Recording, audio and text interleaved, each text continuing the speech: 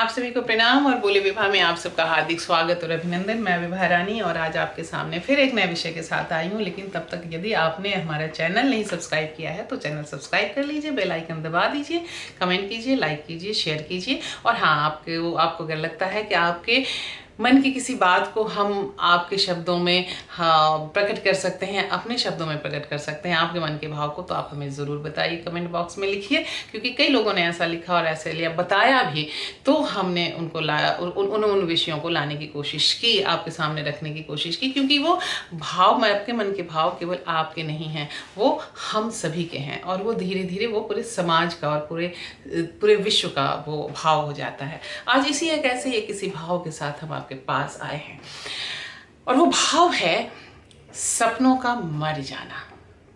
आप कहेंगे कि ये सपनों का मर जाना क्या होता है? सपने तो सपने होते हैं, हम देखते हैं, रात भर हम सपने देखते हैं और पता नहीं रोज दिन हम सपने देखते हैं। सपने तो हमको याद ही नहीं रहते हैं। कभी कभी हमें सपने याद रहते हैं, कभी कभी सपने याद, कभी बड़े अच्छे सपने होते हैं, कभी बड़े डरावने सपने होते हैं, कभी समझ में नहीं आता कि क्या सपना है, कैसे देखा, सपनों का रहस्य नहीं समझ में आता है। बड़े बड़े सब ड्रीम रीडर्स भी होते हैं दुनिया में और वो आपके ड्रीम को एनालाइज करते हैं। लेकिन मेरा यहाँ मकसद उन सपनों का नहीं है। मेरा मकसद है वो सपना, मतलब आप क्या करना चाहते हैं, आप क्या चाहते हैं, आप क्या जीना चाहते हैं, किस रूप में जीना चाहते हैं। और उस जीने में मौत का स्थान नहीं है। आज अभी कोरोना का संकट है। देखिए, अच्छी बात ये भी हो रही है, दोनों ही तरह से मिक्स्ड है कि लॉकडाउन अपने रेस्ट्रिक्टेड वे में ख़त्म भी हुआ है।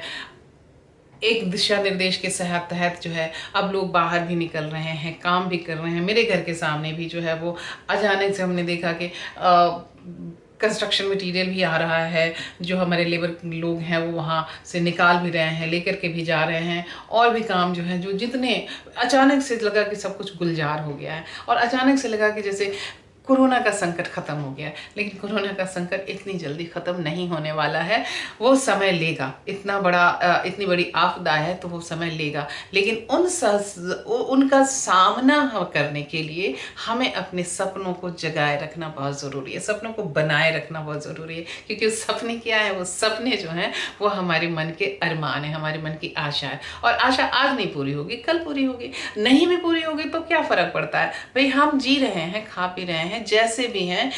रूखी सूखी खाए के ठंडा पानी पी, देख पराई चूपड़ी मत ललचाओ जीव। और जो भी है, हम अपने बलबूते हैं और मन हमारा कमज़ोर होता है। अभी हाल में मैंने देखा कि एक टीवी अभिनेत्री प्रेक्षा मेहता ने सुसाइड कर लिया।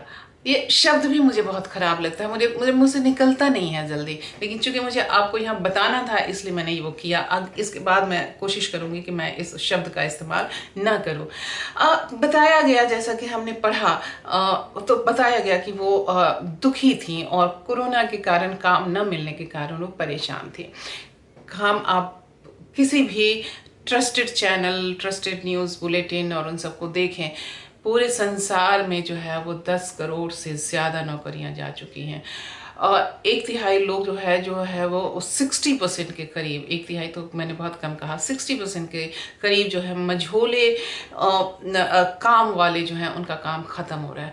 तो क्या सारे के सारे लोग जो हैं वो फिर कैसे रहेंगे? वो रहेंगे, सब जीवित रहेंगे, अपने अपने जज्बे के बल पे जीवित रहेंगे। आप कह सकते हैं कि हाँ, पर खाने को तो रोटी नहीं है, और अपने अपने जज्बे के बल पे जीवित रहेंगे। जी जज्बा रहेगा जीने का, तो वो मैं बहुत बहुत जिसको कहते हैं भाग्यवादी तरीके से मैं नहीं बोल रही हूँ कि जिसने मुंह दिया है वो दाना भी देगा। लेकिन नहीं, वो मुंह दिया और दाने के बीच में जो है आता है वो हमारा जज्बा और हमारे जीने की ललक, हमारे जीने की जिद।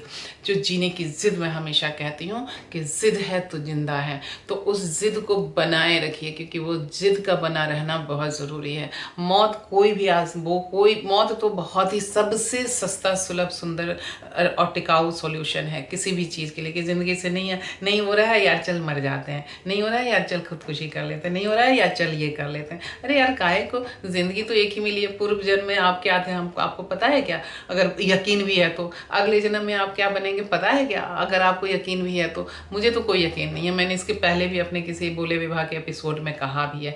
तो ऐसी बातों का कोई रूम नहीं होता, कोई स्थान नहीं होता। स्थान सिर्फ ये है, हकीकत सिर्फ ये है कि आप और हम जिंदा हैं, तो आगे कैसे जिंदा रहेंगे इसके ऊपर सोचने की ज़रूरत है। सपना यही होता है, और सपने के लिए तो आप, उसके लिए तो आप जितने भी रोमांटिसिज्म लाइए, रोमांटिसिज्म जब लेकर के आएंगे तो मन में जो है ना उम्मीदों का चिराग जलेगा, और उम्मीदों का चिराग जलेगा तो उससे रोशनी होगी, उस रोशनी से आप भी रोशन होंगे, आपका आसपास भी रोशन होगा।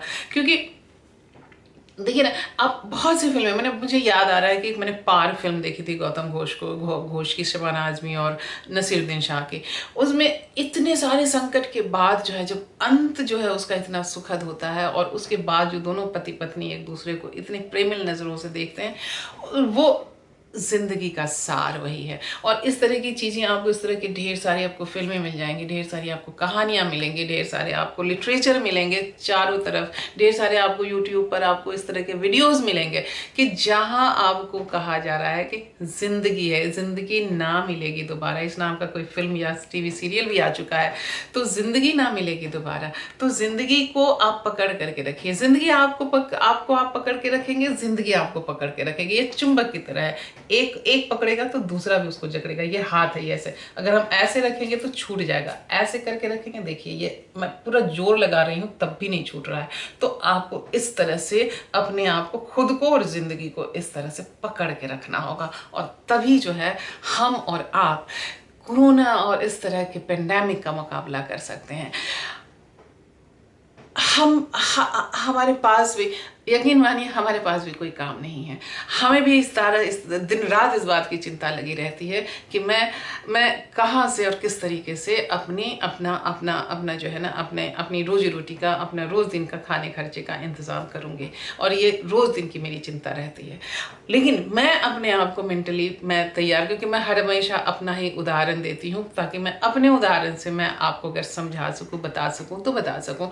मैं हमेशा हर चीज़ के लिए तैयार हूँ, क्योंकि मुझे जो है कि दिक्कत है, मुझे कोई कहेगा कि तुम कपड़े सिल दो, मेरा पेटीकोट ब्लाउज सिल दो, मैंने बचपन में अपनी सिल करके पढ़ाई भी की थी, तो मैं सिलने के लिए तैयार हूँ। कोई कहेगा कि स्वेटर बुन दो, मैं स्वेटर बुन करके उनको दे दूँगी। कोई कहेगा कि खाना बना के दे दो, मैं खाना बना के दे दूँगी। कोई कहेगा कि बर्तन मांज दो आकर के, मैं बर्तन मांज दूँगी। कोई कहेगा कि झाड़ू पोछा लगा करके आ जाओ, तो मैं वो कर दूँगी। कोई कहेगा थिएटर क्लास ले लो, तो मैं ले ही रही हूँ, तो मैं वो कर दूँगी।